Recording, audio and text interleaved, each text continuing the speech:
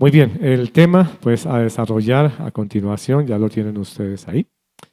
Los desafíos del marco jurídico y la regulación en gestión financiera, tendencias de nuestro entorno. De manera que bienvenidos, quedan ustedes con el panel para que aprovechen todos los conocimientos y toda la charla que van a tener ellos en el próximo lapso de tiempo. Hola, hola, ¿me oyen? Hola, hola.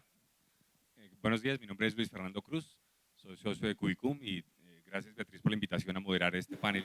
Estoy absolutamente pues, encantado y orgulloso de compartir escenario con pues, tan prestante panel.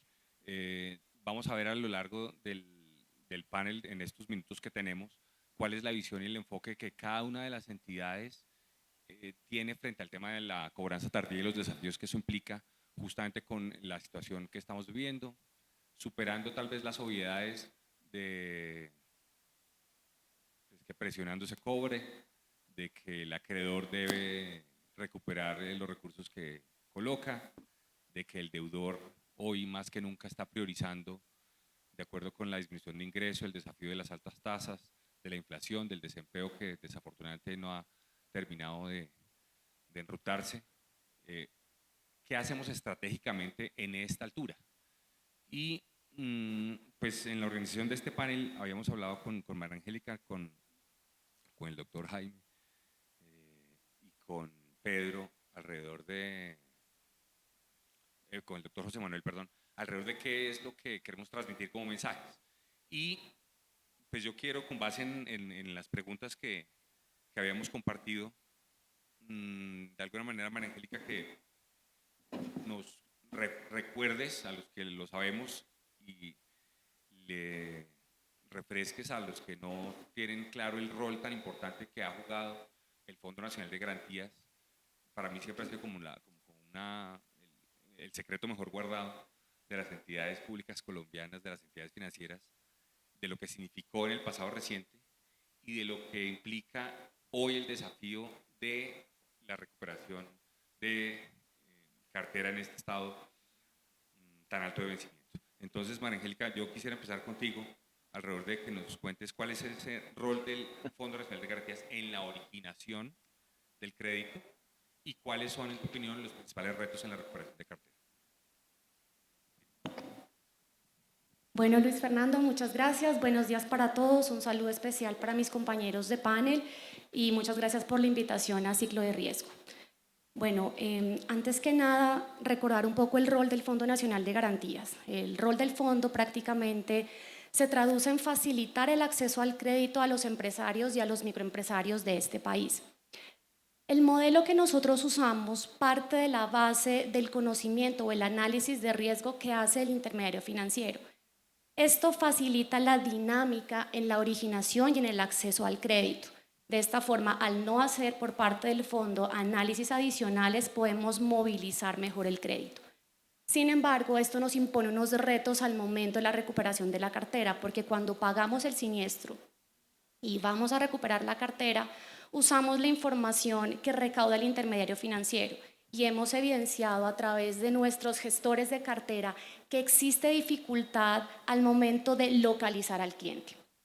Hablando un poco de lo que fue el Fondo Nacional de Garantías en época de pandemia, recordar que el fondo lanzó un programa muy agresivo para poder reactivar la economía del país.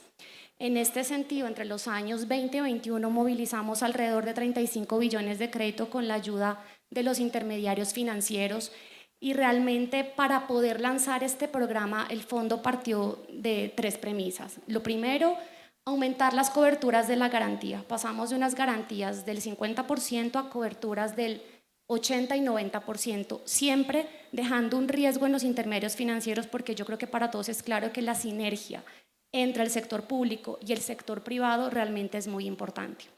Lo segundo, el Fondo Nacional recibió una capitalización importante por parte del Gobierno Nacional para poder soportar este programa, sobre todo de cara al riesgo que en su momento se evidenciaba que fuera a pasar. Y tercero, se protegió al fondo a través de unos anillos de seguridad que hemos implementado, una protección para poder afrontar esta siniestralidad. Primero, recursos que hoy están en el fondo, en el FOME, que es el fondo del Ministerio de Hacienda. Segundo, con presupuesto general de la Nación. Y si esto no fuera suficiente, contamos o podríamos tener una capitalización. Hoy, cuando se proyectó el programa, realmente esperábamos una siniestralidad del 18% frente a una tasa media del 7 u 8%. Revisamos en los paneles anteriores, realmente el riesgo al momento no ha sido tal cual el esperado, pero frente a los siniestros presentados y frente al reto en la recuperación de la cartera, pues sigue siendo el mismo, y es la dificultad en poder encontrar al cliente. Ahora, ¿qué hicimos desde el fondo? Porque realmente era muy difícil poder recuperar cartera en un año de pandemia y en un año de reactivación. Lo que hicimos fue lanzar programas en donde se ofrecieran incentivos al buen pago. Entonces, ¿qué hicimos? Bajar o condonar las tasas de interés moratorio, o incluso disminuir la cuota de anticipo que nuestros usuarios iban a cancelar en acuerdos de pago. Esto nos permitió tener mejores recuperaciones de cartera, aumentar nuestros índices, sobre todo en estos años en los que les comento. Y en cuanto al reto que viene para el fondo sigue siendo protagonista hoy bajo la sombrilla del programa de inclusión crediticia lanzado por el Gobierno Nacional, lo que estamos lanzando con el Gobierno Nacional.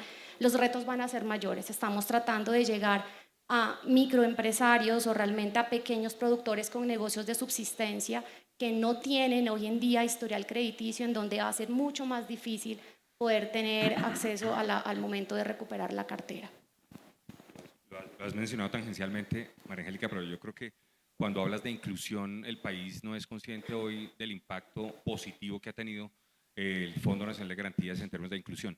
Parte de las amenazas estructurales que sufre la economía colombiana desde hace mucho tiempo es la informalidad, y todo lo que tenga que ver con inclusión disminuye los niveles de informalidad, y creo que en eso también, pues repito, tú lo dijiste de manera muy modesta, pero creo que hay que resaltarlo. Ahora, quiero darle la palabra a José Manuel. Muchas gracias. Es el vicepresidente jurídico de la Asociación Bancaria desde hace mucho tiempo, pues catedrático, un estudioso del derecho, la verdad que me causa envidia la buena doctor José Manuel, sus credenciales académicas y profesionales en todos estos años en la banca, en el sistema financiero. Y hay un concepto que también pasa a veces desapercibido, y es el tema de las garantías mobiliarias. ¿Cómo ve usted que pueda impactar positivamente en términos de efectividad, de eficiencia, toda la figura de garantías mobiliarias y la familiarización que eso pueda tener en los circuitos de actividades económicas colombianas para efectos de tener mejores resultados en la gestión de cartera improductiva? Muchas gracias, y muchas gracias a la doctora Beatriz y a Ciclo de Riesgo por la invitación. Realmente garantías mobiliarias llevamos prácticamente 10 años desde la expedición de la ley, es del año 2013, la ley 1676, pero todavía no se ha implementado bien porque hay un desconocimiento fundamental de lo que son las garantías mobiliarias. Nosotros desde Asobancaria hemos venido trabajando para que el sector financiero profundice en el esquema de garantías mobiliarias. Estamos ahorita, por ejemplo, con un curso que le estamos dando a todas las entidades financieras, conjuntamente con Confecámaras y con una de las personas que trabajó fuertemente en la implementación de las garantías mobiliarias o en la adopción, digamos, de la ley, que era la secretaria de la comisión, que era Diana Talero, que es muy experta y muy conocedora en el tema. Si ustedes miran hoy el esquema de garantías mobiliarias que se ha movido fundamentalmente es el de vehículos. Eso es lo que se está moviendo, pero garantías mobiliarias tienen muchas posibilidades de manejo distintas que no se han profundizado. Es una tristeza que no se haya profundizado en el mismo sector financiero y también en el sector judicial. Por ejemplo, estuvimos en el Consejo Superior de la Judicatura y hablamos con algunos jueces, y en algunos departamentos hemos ido a contactar a algunos jueces para decirles: oiga, ¿usted conoce bien cómo es el tema de la captura de un vehículo que está con garantía mobiliaria? Ay, esa ley por ahí la he oído que existe, pero no, toca estudiarla un poquito. O sea, se le pide al juez que libre la orden y el juez no tiene ni idea, inicia un proceso, resulta que no hay que iniciar un proceso. Realmente el esquema de garantías mobiliarias es necesario profundizarlo. Y es necesario también que los mismos acreedores, y entre acreedor y deudor, establezcan mecanismos en el contrato que agilicen digamos, el otorgamiento del crédito y después la recuperación de la cartera. Por ejemplo, el esquema de pago directo, de apropiación del bien, es un esquema muy novedoso y muy bueno que se ha venido utilizando con los vehículos, pero no con todos los vehículos. Hay una garantía muy especial en la Ley de Garantías Mobiliarias, que es la garantía especialmente cuando yo voy a comprar un bien. Entonces, cuando voy a comprar un bien, hay una garantía específica para ese tipo de activos y la están utilizando para todo y sin realmente conocer los esquemas. No conocen, por ejemplo, que las garantías mobiliarias tienen un efecto en bienes derivados y atribuibles que son trascendentes, que producen un efecto hacia el futuro, incluso hasta en los títulos valores. Eso, por ejemplo, no se conoce y no se conoce qué hacer, no hay integración entre los distintos registros. Confecámaras, por ejemplo, y el Radian, no hay integración entre el Radian y Confecámaras. Entre el mismo Confecámaras y el registro de los vehículos hay dificultades. Realmente hay muchos temas por manejar y por buscar. Pero el tema de garantías mobiliarias sí es trascendente y realmente si se implementara mucho mejor y mucho más profundo sería el esquema para prestarle especialmente a los microempresarios que no tienen garantías, entre comillas, porque si uno va a ver si tienen garantías, lo que pasa es que no se profundizan, como por ejemplo una garantía de los bienes futuros, de los bienes derivados, en el agro, por ejemplo, del vuelo forestal. Bueno, hay muchas garantías que a través de garantías mobiliarias se pueden hacer y que no se usan. Aprovecho ese último comentario, doctor José, para hablar de esos vacíos en la originación. Y antes de darle la palabra a Pedro, un pequeño comentario suyo en relación con eso. ¿Cómo se puede alinear desde la originación ese mayor conocimiento del tema de garantías mobiliarias? Hoy, desde el gremio, ¿ustedes ven que pueda existir esa debilidad en la originación para efectos de garantías o es solo desde su perspectiva un desconocimiento ya de puertas hacia afuera? Es desconocimiento total. En la misma originación, pero en todo el mundo. Porque todo el mundo, nadie sabe qué es lo que le puede servir de garantía. Por ejemplo, esa que hablaba de la garantía prioritaria de adquisición, es una garantía prioritaria de adquisición, entonces como va a comprar un vehículo le doy esa garantía y resulta que esa es para otros efectos totalmente distintos. Pero si pudiera buscarse, por ejemplo, aquí en un evento como este, que se pudiera hablar de garantías específicas, por ejemplo, para reactivar un cliente que está en una situación muy complicada, que tiene, por ejemplo, un inventario. Yo puedo recibir una garantía sobre un inventario, sobre los bienes derivados de ese inventario, los bienes futuros que va a generar ese inventario. Pero al mismo deudor no se le ocurre y al acreedor tampoco. Ese es el problema. Por ejemplo, con el fondo sería muy interesante que se pensara también en una garantía de estas. Claro que para nosotros como acreedores la garantía del fondo es mucho mejor que cualquier otra porque es una garantía supremamente líquida, rápida, expedita. Simplemente le reclamo con la demanda, en muchos casos sin demanda, según el mismo reglamento. Entonces, no, es mucho más fácil que cualquier otra garantía. Si nos quedan minutos, podemos hablar un poco de ese bonus track, de si es un desincentivo en la originación buena tener la garantía del fondo, no tener garantías. Pero bueno, quiero dar la palabra a Pedro en relación con dos conceptos, dos ideas, doctor Pedro, que nos mencionó hace un rato. Lo que tiene que ver con la referenciación, la dificultad que están enfrentando los acreedores hoy frente a los temas de protección de datos y particularmente en términos cotidianos frente a la referenciación y la localización. Y lo segundo, pues ya retomando lo que hablaba José Manuel en relación con la originación. ¿Cómo ve usted que desde la originación podemos evitar problemas y dolores de cabeza? Sí, no, es tan importante lo que yo estaba mencionando en un principio en la conferencia y es precisamente ese asunto de todo lo que está pasando con la gestión de cobranza, más en estos momentos cuando tenemos pedimos las referencias. Voy poniendo el ejemplo de un banco y tiene el formulario. Y en su formulario le dice, oiga, Pedro Novoa, usted va a pedir un crédito. Y cuando Pedro Novoa va a pedir el crédito, le dicen, Pedro Novoa, traiga 2 referencias. Y llaman a mis referencias, oiga, Pedro Novoa es buena paga, es mala paga, usted conoce a este tipo, no conoce a este tipo. Listo, pasó Pedro Novoa y le otorgaron el crédito a Pedro Novoa. Pero resulta que Pedro Novoa, después cuando es deudor, y más deudor de una mora alta, Pedro Novoa es que no aparece. Y entonces es cuando uno se le ocurre llamar a las referencias. Y es donde han venido las sanciones. Ya tenemos unas cuantas de la Superintendencia de Industria y Comercio diciendo que a las referencias no se las puede llamar. Pero ¿por qué si Pedro Novoa me puso a estas personas de referencia, por qué no las puedo llamar después? No, señores, no las puede llamar porque usted no tiene la autorización para el tratamiento de los datos de las referencias para poderlas contactar posteriormente. Pero cuando uno ha obtenido la autorización para el tratamiento de datos de las referencias, que uno, imagínense que Pedro Novoa de 2 referencias y tengan que ir las referencias a firmar el mismo documento que Pedro Novoa, pues nos va a tocar inventarnos, y por eso hablo desde la originación, nos va a tocar inventarnos metodologías desde la originación para que a esas referencias que estamos teniendo le podamos pedir la autorización o por lo menos su consentimiento para poderlas contactar para buscar a Pedro Novoa. Pero después viene otro caso, y seguimos con más casos de todo esto que está pasando. Que a Pedro Novoa le van a hacer cobrar, Pedro Novoa está perdido, estamos en cobranza tardía, muy posiblemente Pedro Novoa está perdido. Resulta que a Pedro Novoa lo vamos a contactar por WhatsApp. No, pero es que a Pedro Novoa usted no lo puede contactar por WhatsApp.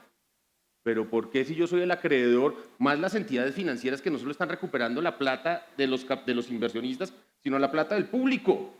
Estoy recuperando la plata del público que puso y depositó sus ahorros y la confianza en mí, y tengo que cobrarle a Pedro Novoa para poder tener plata para responderle a esta gente que depositó su confianza en mí. No, señor, es que usted, Pedro Novoa, no autorizó en el formulario de solicitud del crédito que usted lo pudiera contactar sino por llamadas telefónicas y correo electrónico y a su dirección. Resulta que no autorizó la utilización de nuevas tecnologías como son todas estas aplicaciones de mensajería instantánea para poderlo contactar. Sanción. Por eso digo, doctor Luis Fernando, que hasta que no empecemos a trabajar todos juntos desde la originación, pensando en la cobranza y con toda esta cantidad de nuevas normatividades que están protegiendo al deudor, más nunca al acreedor, no vamos a poder seguir haciendo una cobranza efectiva. Pero ¿qué tenemos que hacer además? Es mi propuesta. Nosotros no tenemos, cuando hemos ido conjuntamente varias agremiaciones de todo el ciclo de riesgo, con asesoría, con expertos, a hablar con la superintendencia financiera, a hablar con la superintendencia de industria y comercio y decirles, oigan nuestros puntos. La superintendencia de industria y comercio nos estuvo llamando para hablar hace unos pocos días acerca de las referencias porque no entendían cómo funcionaba eso de las referencias. ¿Por qué no tomamos nosotros la iniciativa, creamos gente, creamos comités, unidos todos, que vayamos a donde esas autoridades y les digamos, oiga, tenemos que cobrar, tenemos que respetar tanto la plata de los socios capitalistas que hicieron una inversión como la plata del público? Señores, óiganos un rato y empecemos a medir las proporciones. No todo tiene que ser para el consumidor, no estamos pidiendo que todo sea para los acreedores y cobradores, pero nosotros tenemos un derecho a recuperar la plata que muy bien nos hemos ganado y que hemos prestado y hemos depositado la confianza de nosotros en una persona a la que le estamos prestando. Esas son las ideas. No, de acuerdo, y creo que todos coincidiremos en que con una visión objetiva e integral de la realidad, pues podremos llegar a soluciones conjuntas, asumiendo cada uno su cuota de responsabilidad de lo que ha debido hacer y no ha hecho, sin dejar de lado, obviamente, pues lo que tienen que hacer todos los demás grupos de interés. Pero yo quería hacer un comentario ahí, Fernando. Adelante, José Manuel. Y es que lo que está mencionando el doctor Pedro es complicado porque le da votos a un congresista como un proyecto de ley que hay ahorita caminando en el Congreso, que se llama Dejen de Fregar, me imagino que ustedes lo han oído mencionar, un proyecto que simplemente le dice, usted casi que no puede contactar al deudor, casi que no lo puede contactar en ninguna hora, solamente lo puede contactar en estas horas y por estos mecanismos. Es decir, siempre es el proyecto que se tramita en el Congreso es un proyecto que le da réditos políticos al congresista, sin importarle mucho realmente si es positivo o no es positivo. Y es que hay un tema que no debe olvidarse, y es que los recursos que el sistema financiero presta son recursos del público. Y en la medida en que se dificulta la cobranza, pues pues se dificulta la recuperación de esos recursos para retornárselos al público, precisamente. Y entonces el riesgo es mayor. Sí, estoy de acuerdo en lo que significa en términos de dificultad. Coincidirá también usted en que en estos escenarios de dificultades, justamente cuando los cauces de institucionalidad y de voces objetivas sustentadas, pues contribuyen a que los debates sean más informados, tal vez más asertivos. Aprovecho el comentario de la contactabilidad con las redes sociales, con una visión, doctora María Angélica, en relación con lo que significa la tecnología, el Big Data, la digitalización, la inteligencia artificial incluso, como mecanismos que faciliten y que puedan ser aplicados en la gestión jurídica. ¿Qué comentarios quieres compartirnos de eso? Bueno, lo primero es que tenemos que ver de manera integral todo el ciclo, desde el momento en el que se accede al crédito, desde el momento en que se origina, hasta el momento de la gestión de la cartera.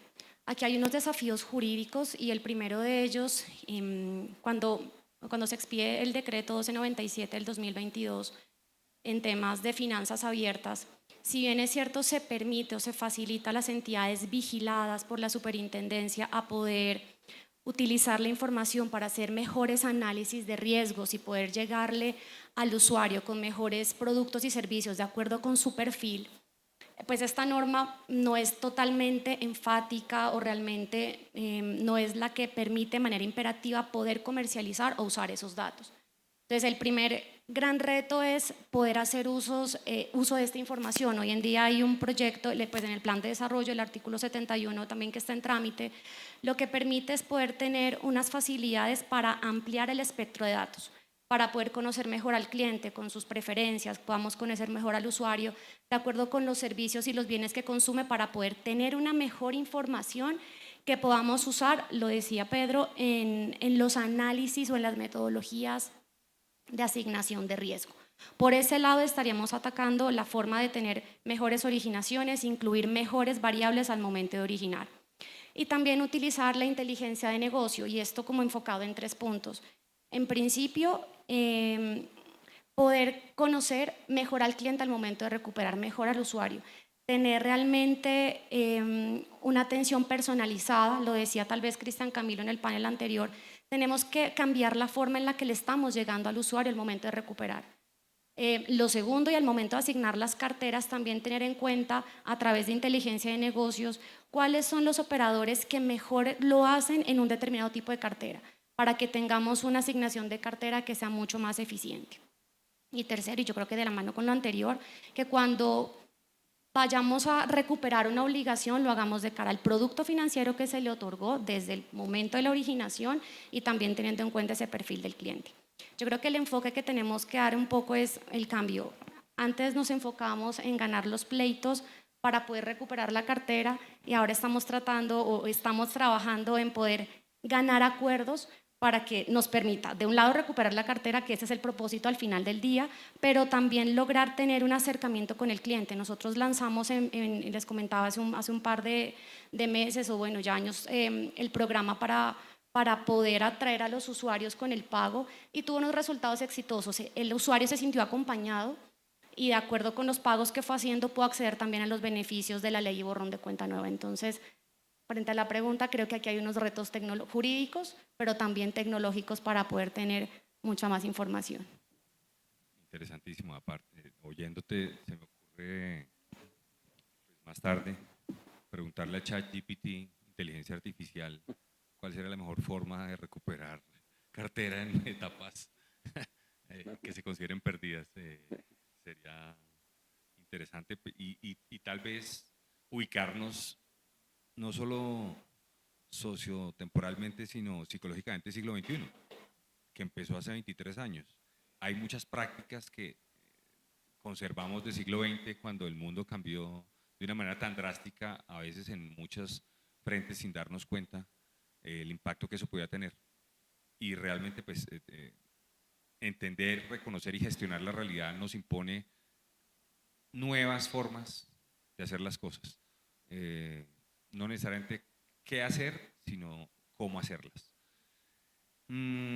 Vamos, doctor José, en el tema de protección de datos personales, que es un tema que Pedro ha manejado profesionalmente, pero antes de darle la palabra quiero que usted nos cuente en términos de datos personales, qué aspectos hoy del marco normativo tienen una complejidad particular, una dificultad que implique un desafío, la construcción de una capacidad, la superación de una dificultad en particular de protección de datos personales, lo que en términos del gremio y suyo personalmente implicó la ley de borrón y cuenta nueva.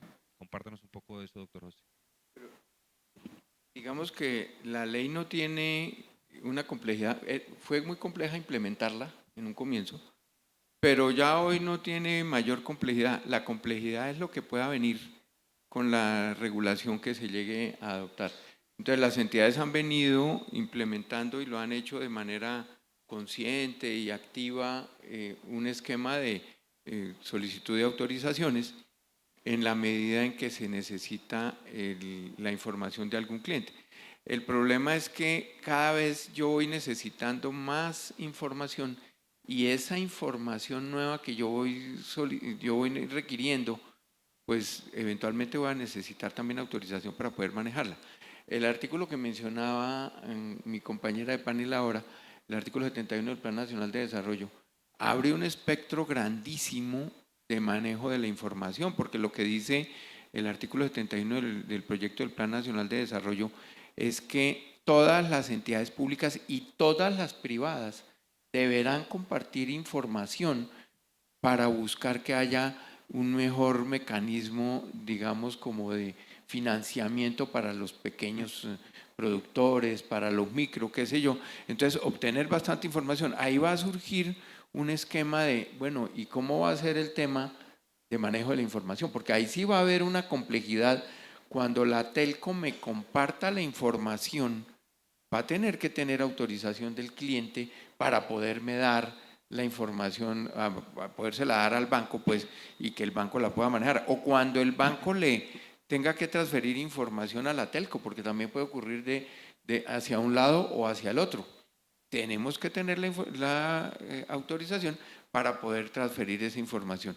Pero yo quería hacer además de esto y de las complejidades que ha mencionado mi otro compañero de panel, de la información de las personas que simplemente me han dicho que son amigos, que los puedo contactar para poder ubicar a ese cliente, ahí también puede haber una complejidad en cuanto a autorización. Pero yo quería hacer un comentario pequeño sobre un tema que se mencionó ahora y es que estaba mencionando Luis Fernando, y es la diferencia entre lo que es el cobro de la cartera hace unos años a lo que es el cobro de la cartera hoy. Porque el cobro de la cartera en la década de los 90, en la primera década del año, digamos, de este siglo, pues era un tema que se le entregaba a los abogados y que miren a ver qué hacen. El tema de la cobranza hoy es un tema completamente distinto, es un tema que se coge desde el comienzo y se le informa al cliente y se le tiene que informar al cliente cómo va a ser el esquema de cobranza. Y eso, digamos, ese mecanismo de cobranza con empatía, con solidaridad, es supremamente distinto y es el que genera la posibilidad de recuperación. Si yo voy mostrándole los dientes al cliente, muy difícilmente voy a recuperar, a diferencia de si yo le busco el mecanismo para que él pueda pagar de alguna manera, conozco sus condiciones personales, me solidarizo con él, le hablo empáticamente. Nosotros en Asobancaria, con el gremio de cobranza, con Colcop, adoptamos una guía de buenas prácticas de cobranza que se la llevamos a la Superintendencia Financiera y la Superintendencia Financiera la aprobó hace unos 2 o 3 meses. En esa guía de cobranza hablamos de todo el esquema de cobranza desde el comienzo. No es el esquema de cobranza cuando el cliente entra en mora y yo inicio el proceso de cobro, sino es un esquema de cobranza capacitando a los cobradores, capacitando a quienes les hacen el contacto a los clientes, buscando que haya realmente una interacción empática y solidaria con el cliente desde un comienzo. Es decir, la cobranza empieza cuando el cliente solicita el crédito. La cobranza no empieza hoy en el momento en que el cliente entra en mora. El cliente sabe y conoce cuáles son los mecanismos con los que cuenta para poder ejercer sus derechos, porque el cliente también tiene derechos para poder ejercer sus derechos frente a la entidad, y la entidad en qué punto lo puede apoyar y hasta dónde lo puede apoyar.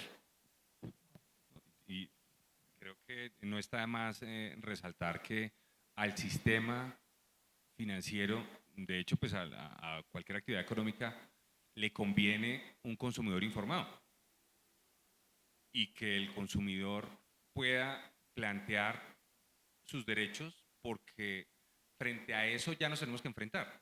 Frente a eso, pues tenemos que asumir la responsabilidad de lidiar con eso, administrar eso, porque pues no va a haber vuelta atrás. De alguna manera, lo que significó el Estatuto del Consumidor, habeas data como garantía fundamental en la Constitución, cada vez más ya deja de ser un escenario de incertidumbre. Utilizando palabras de conferencias de esta mañana, no es que, ay, ¿será que el deudor nos va a poner problema o nos va a cuestionar que estamos actuando contra sus derechos? Pues claro que eso lo va a hacer. Y lo que creo que no podemos hacer es añorar a que el deudor vuelva hace décadas a que se aguantaba todo, entre comillas, o a que no tenía derechos, o a que teniéndolos no los ejercía. Eso es lo que nos impone hoy a nosotros como profesionales diligentes, expertos, a conocer y a superar, no a volver a épocas de bárbaras naciones. Sí, y ahí quería hacer un comentario, y es, vale la pena que ustedes entren a la página web de Asobancaria y bajen la cartilla de cobranza, porque es una cartilla en la que las entidades financieras se comprometieron con esa cartilla, pues al fin y al cabo surge del seno mismo de las entidades financieras, se comprometieron a hacer una cobranza de alguna manera empática y solidaria con sus clientes, a capacitar a sus funcionarios, a hacer toda una implementación al interior de las entidades para solidarizarse y estar compenetrado con el deudor. Hago una pequeña cuña. Cubicum nació hace como 12 años y nosotros cobrábamos cartera a los siglo XX. Obviamente pues ya dijimos, ese es un océano que ya no es azul.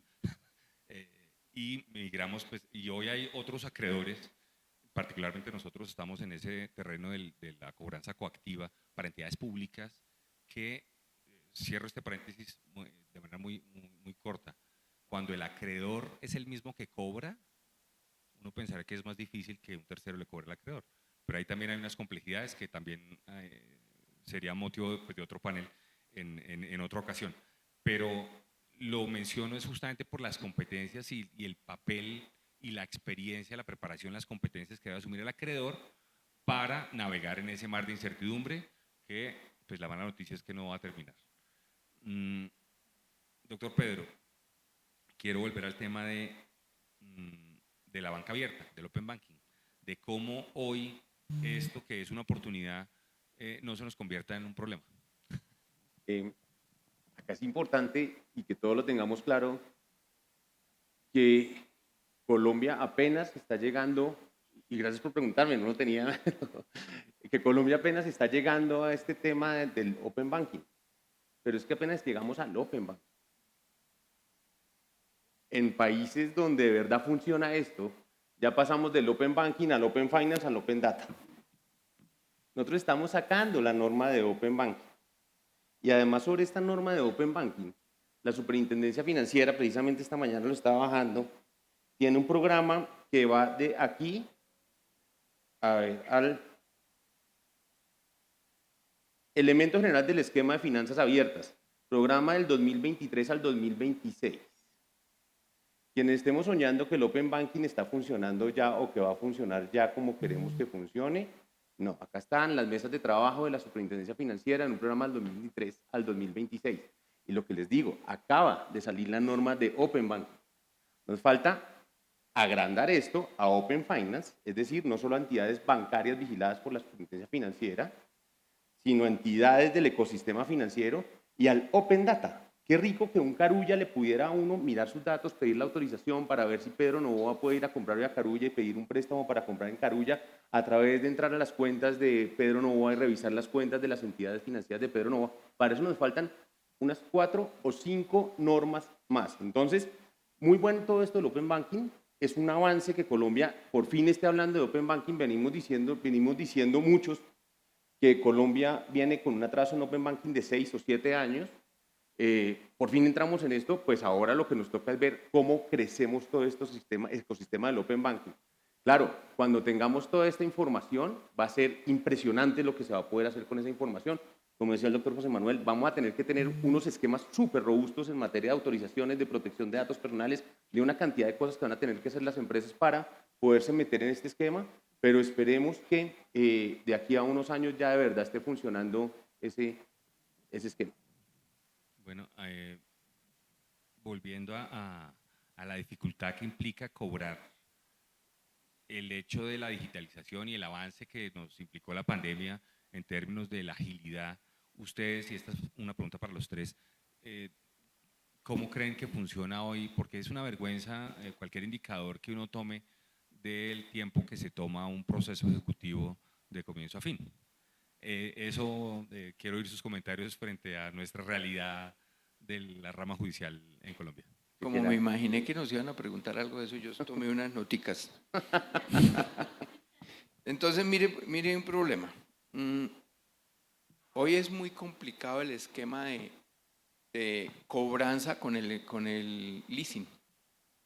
¿Por qué es muy complicada la cobranza con el leasing? Porque es que resulta que la cobranza cuando es un contrato de leasing es a través de la restitución. Realmente uno cobra también con el proceso ejecutivo, pero es a través de la restitución. Y la restitución está montada como un esquema para restituir un inmueble.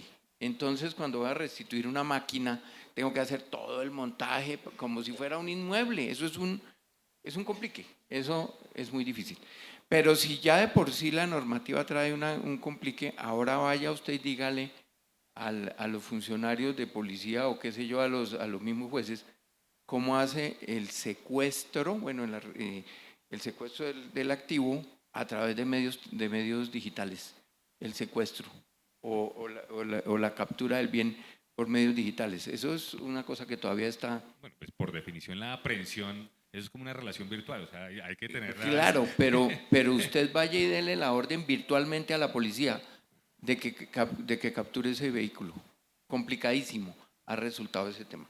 Otro tema que ha resultado complicado es el tema del título valor, porque como el título valor tiene el derecho incorporado, entonces hay que llevarlo físicamente. Y entonces algunos jueces dicen, no, el título valor no se puede cobrar judicialmente si no es con el propio título, porque es que el derecho es el que vale y el derecho tiene que estar físicamente aquí, entonces virtualmente no puede mandar, eso no puede ser posible. Además, ahora pues es que ya estamos en la época en que el título de valor electrónico tendría que aceptarse. Entiendo el tema de la incorporación. He sido profesor de títulos valores durante varios años. Entiendo el tema de la incorporación, pero hay que superarlo. Hay que superar ese tema. El otro tema es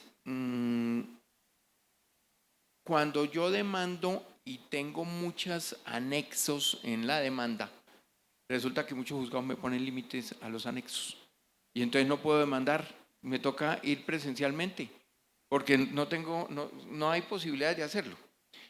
El otro problema, y ese sí ya no es un problema de la virtualidad, es un problema de, yo ya demandé, logré recuperar, tengo los depósitos judiciales y me demoro un año y medio en recuperar el título judicial.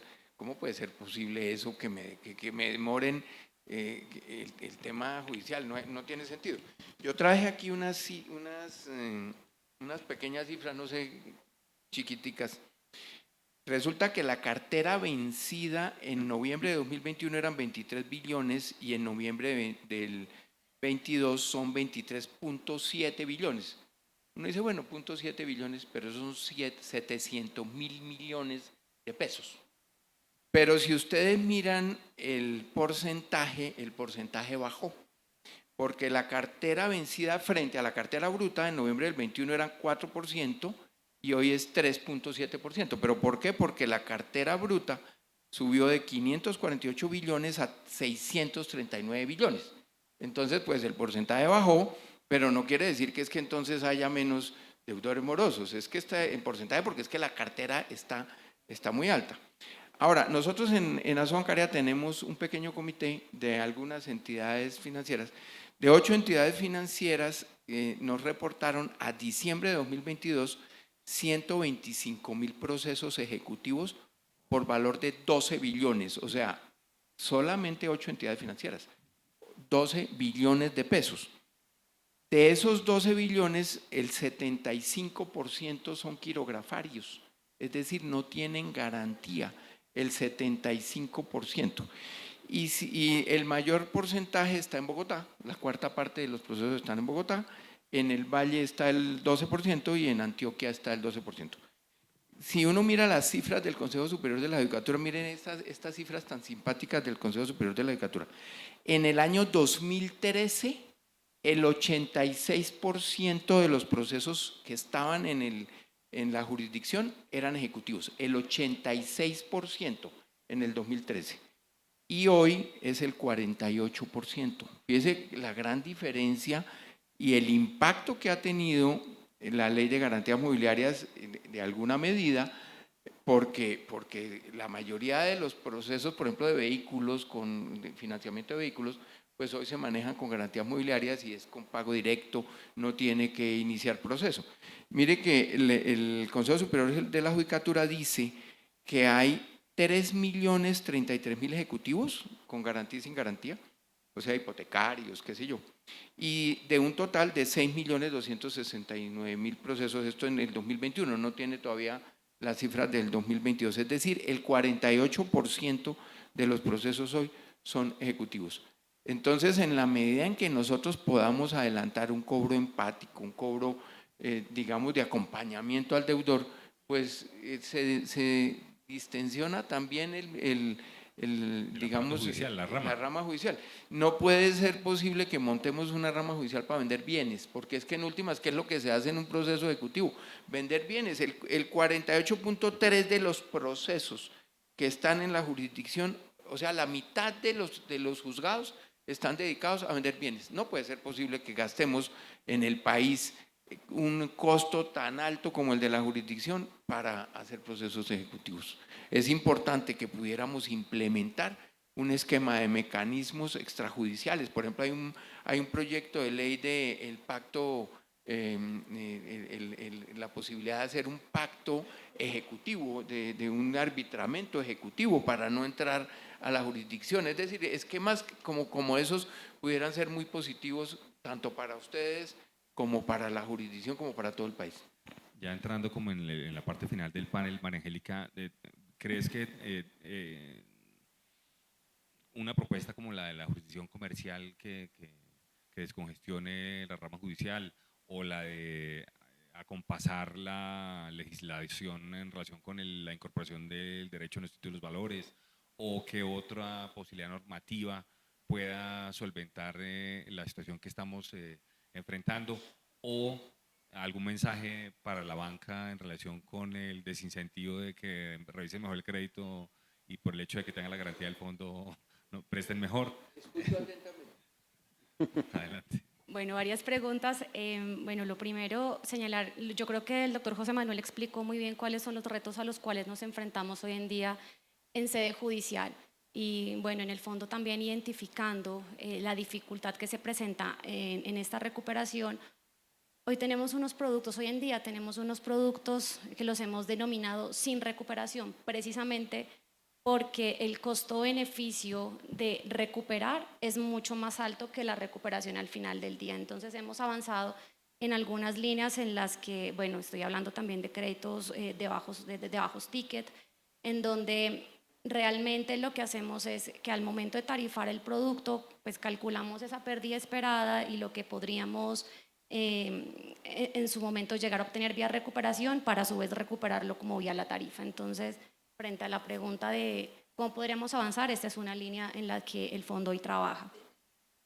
Frente al desincentivo, yo creo que esto es un reto, ¿sí? Porque al final del día, para nosotros, y sobre todo en el nuevo programa de inclusión crediticia en el que está trabajando el gobierno, es importante que los intermediarios financieros se sientan respaldados y sientan el respaldo del Estado atrás, y en este caso de la garantía del Fondo Nacional de Garantías. Para poder tener para poder cumplir con este propósito, Este programa viene con una cobertura a unos niveles mayores, tal vez al 70%, no los mismos de pandemia, la situación es un poco diferente. Tenemos unas coberturas o queremos lanzar unas garantías con cobertura al 70%, de tal forma que se pueda cumplir con los dos propósitos. Lo primero, incentivar a los bancos para que tengan confianza en el Estado y puedan otorgar estos créditos de bajo monto a estos nuevos actores de los cuales hoy no tenemos información, pero también conservar en el intermediario financiero una parte del riesgo para que tengamos cuidado al momento de la originación, para que realmente podamos capturar de la mejor forma la información de estas personas y reducir a largo tiempo el riesgo moral, la selección adversa. Interesante. Pedro, ¿algún mensaje final? No sé cómo estamos de tiempo, Beatriz, moderadores. ¿De tiempo estamos bien? El mensaje final, Pedro. Para mí son dos mensajes finales. Uno, ojo con la localización de los clientes. Ojo cómo están haciendo la localización de los clientes. Tengan cuidado. Existen normas de protección al consumidor que nos están hablando de cobranza abusiva y nos están haciendo una cantidad de cosas y una cantidad de restricciones. Existen normas de protección de datos personales que nos están poniendo una cantidad de restricciones. Tengan cuidado. Siempre van a fallar en favor del cliente cuando haya una queja sobre eso. Y lo segundo, para los que compran cartera, ya que hay alguien que compre cartera, el due diligence se hacía sobre que existieran los documentos de la cartera, sobre que existiera el pagaré, sobre que existieran una serie de documentos, sobre todo eso, estoy hablando del pagaré. Pues ahora, mis queridos amigos, si ustedes quieren empezar a cobrar, si quieren reportar en centrales de riesgo, no solo tienen que mirar que la cartera venga con toda la documentación que siempre sobre la que siempre se hacía el due diligence, sino que ahora tienen que mirar que venga con adecuadas autorizaciones para consulta y reporte a centrales de riesgo. Y tengan cuidado con los reportes a centrales de riesgo. Antes se podía reportar una obligación que adquirían, una obligación por antigua que fuera, si la adquirían, la podían reportar. Ahorita los reportes solo se pueden hacer pasados 18 meses de la entrada en mora de la obligación. Es decir, los que compran cartera y compran cartera vencida, cuando quieran ustedes hacer el reporte de la obligación en las centrales de riesgo y ya tienen más de 18 meses de vencida la cartera, no la pueden reportar, por más autorizaciones que haya. Entonces quiero dejarles esos mensajes finales, unos consejos para todos los que están cobrando, para los que están comprando cartera, para los que están originando cartera, y adelante, y otra vez, unión. Siempre va a ser mi mensaje. Mensajes esperanzadores que nos deja Pedro en la soledad mañana al día de hoy. Pero bueno, lo malo no es conocerlos, sino lo malo es no hacer nada. Muchas gracias a los panelistas, a ustedes por su atención, y creo que hay un espacio corto para preguntas. Sí, sí, si alguien tiene pregunta, nos levanta la manito, cruzamos el micrófono. Pregunta muy puntual, por favor, en aras del tiempo. Gracias. Bueno, muchas gracias a los tres, muy edificante este espacio. Y bueno, saldrían muy preguntas, pero como solo puedo hacerla muy precisa, solo varias cosas. Por ejemplo, tema del fondo. El fondo, por lo menos para la entidad que represento, es un aliado estratégico completo, pero empiezan las comisiones a golpear un poco. Entonces los clientes dicen, no, es que cuando llegas a un punto en que el cliente te dice a ti, prefiero hipoteca que fondo, dice, acá pasó algo, ¿sí? Porque es que mira cuánto me cuesta un 5% anual empieza de mi crédito, estando yo cambiando. Entonces, para que lo tengan en cuenta, porque y en un momento como este, peor. O sea, yo sé que nos dicen, no, es que tu banco cobra mucho, entonces pues, la comisión sube más, pero eso va definitivamente a impactar más al cliente. Entonces, eso es como una reflexión y un comentario pues, para que lo tengan muy en cuenta. Y dos, pues los datos del doctor José Manuel siempre son como acertados y precisos, y me voy pensando en el dato, porque como pasamos de un año del 86% ejecutivos a otro año del 48%. O sea, No. Del 2013. 2013 perdón, 2013. ¿Sí? 2013 a 2021. a 2021. Exacto, pasamos del 86 al un 48. 48, al 50. Y uno podría decir, y los otros pensando en la originación, ¿cómo pensamos en darle una originación más fuerte a nosotros como bancos y también que conocemos garantías inmobiliarias? Cuando el banco dice, esa garantía no es admisible, esa garantía no es idónea, no se le da fuerza, no se le da interés. Poner una garantía para uno como cobrador es como la vida, ¿no? Venga, póngale esa garantía, póngale una prenda de establecimiento de comercio, póngale algo raro que al cliente que nos permita a nosotros tenerlo un poquito más amarrado. Pero ¿cómo hacemos también desde su bancaria, doctor José Manuel, para que darle un poquito de fuerza para que tenga hasta un un incentivo a la provisión, por ejemplo. Que uno pueda decir, venga, incentivemos esto, además dejamos de congestionar también el aparato judicial y podamos como hacer algo que nos permita, sí, o sea, como incentivarlo, pero más a alto nivel.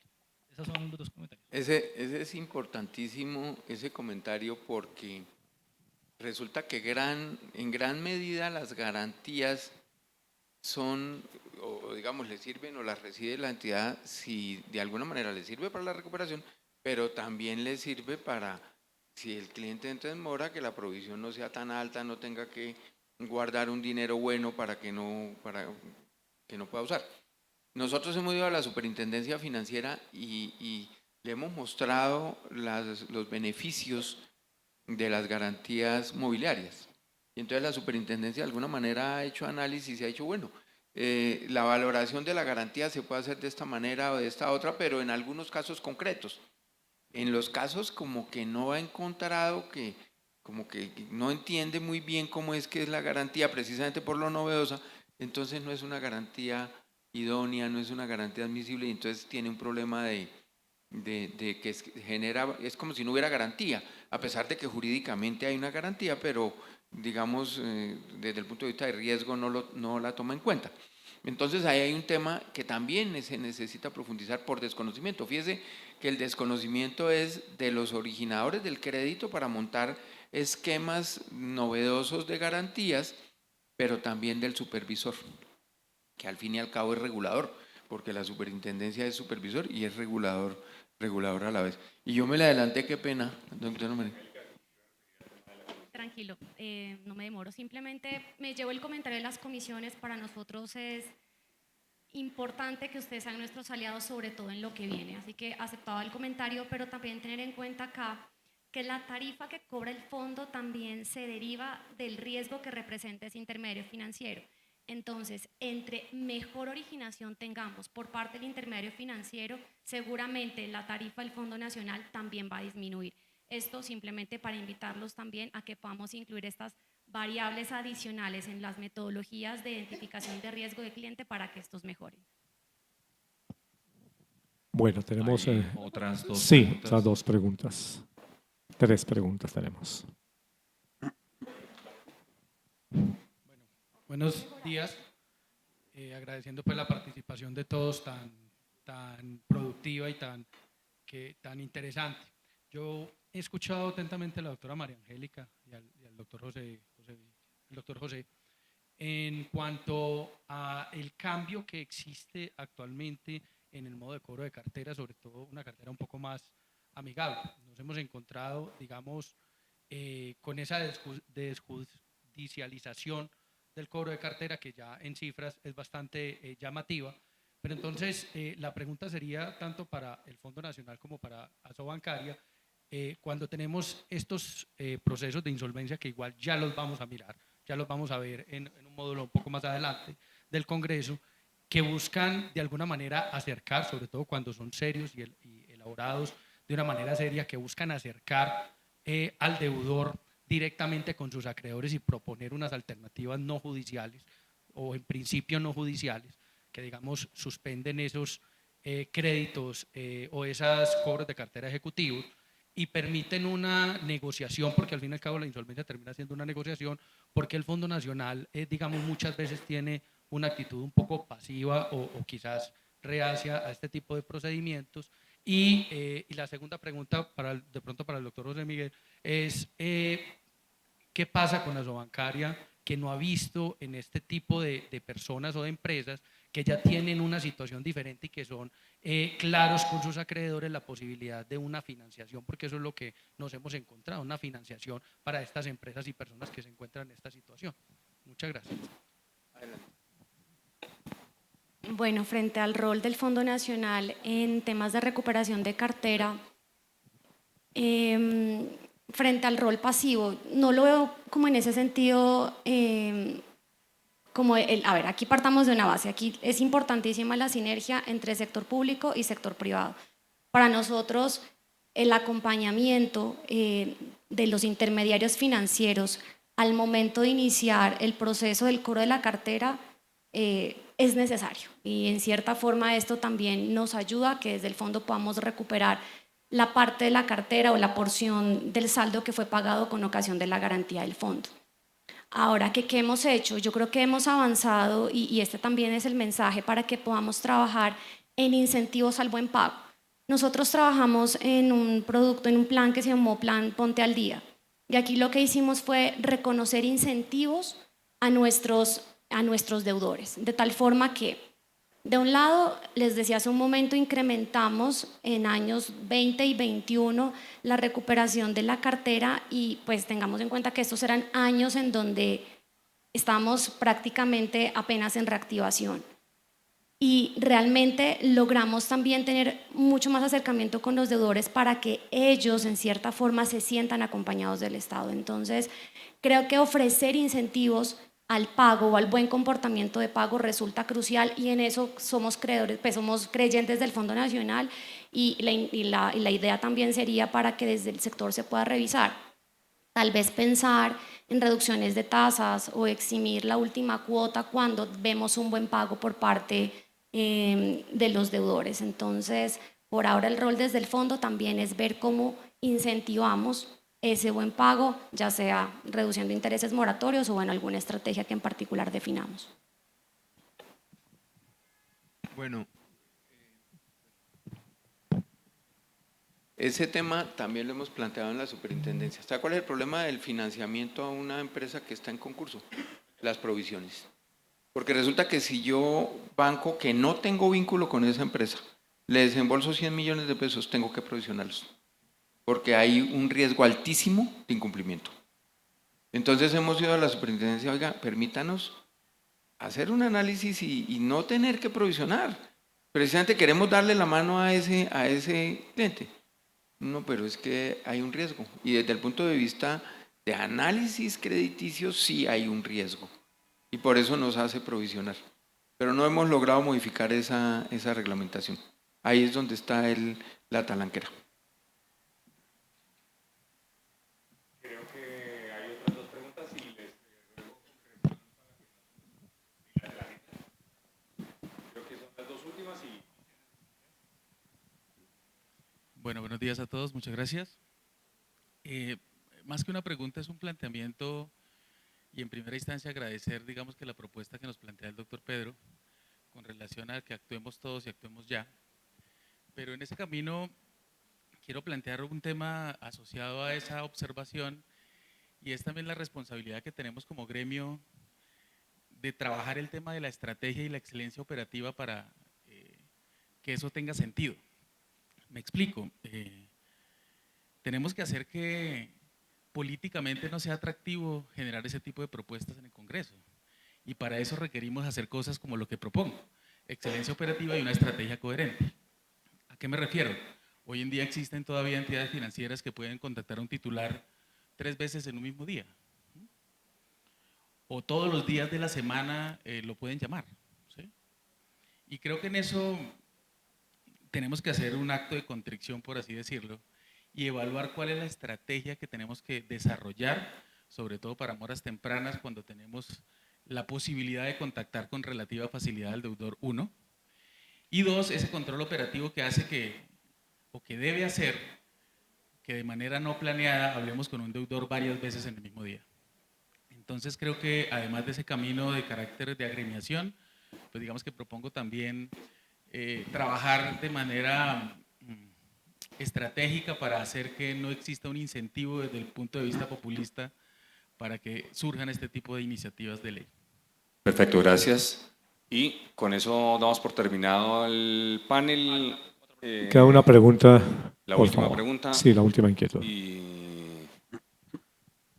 Gracias. Buenos días. Bueno, de antemano, mil gracias por lo que nos han brindado en conocimiento y mi pregunta va enfocada hacia el Open Banking.